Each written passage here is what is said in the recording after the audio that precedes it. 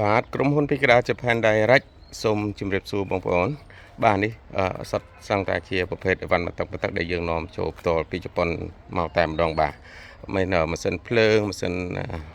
បាទជីបាទនេះប្រភេទម៉ាស៊ីនភ្លើងម៉ាស៊ីនផ្សារម៉ាស៊ីនអីបាទហើយនេះផងដែរជាអង្គប់វាយដីបាទសម្រាប់វាយដីទឹកបាទនេះមាន3 4មាន3 4គ្រឿងបាទនៅថ្មីស្អាតតែម្ដងបាទប្រភេទវាយក្នុងទឹកដីជាប្រភេទមានអង្គប់ខ្លីញឹកបាទនេះខ្លីញឹកវាយម៉ត់ល្អមកតែម្ដងមិនចាំបាច់គោយន្តគោអីទៅគៀទៅអីទៀតដោយសារនេះវាយម៉ត់ហើយមានគ្នាខាងក្រោយនេះបាទមានគ្នាខាងក្រោយនេះគឺវាយមកគៀមកម៉ត់លងស្អាតមកតែម្ដងបាទគៀដីឲ្យស្មើល្អតែម្ដងបាទនេះ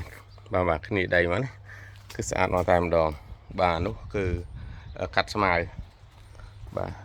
ហើយនេះគឺក្លុកប៊ីតុងបាទមាននៅច្រើនលក់តម្លៃធូរជូនបងប្អូនកសិករយើងគ្រាន់បានប្រើប្រាស់បាទនេះគឺម៉ាស៊ីនភ្លើងម៉ាស៊ីនផ្សាយគឺមានទាំងតែម្ដងបាទហើយនេះគឺផ្នែកម៉ាស៊ីនស្ទូងបាទម៉ាស៊ីនស្ទូងគឺយើងមានច្រើនគ្រឿងមែនតើទុកសម្រាប់បងប្អូននារដូវខែធ្វើស្រែមកដល់នៅពេលខាងមុខនេះតែម្ដងបាទគឺច្រើនមែនតើ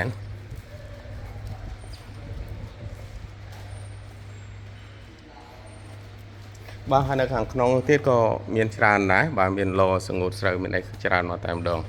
នេះគឺយើងត្រៀមទុកសម្រាប់បងប្អូនយើងបាទ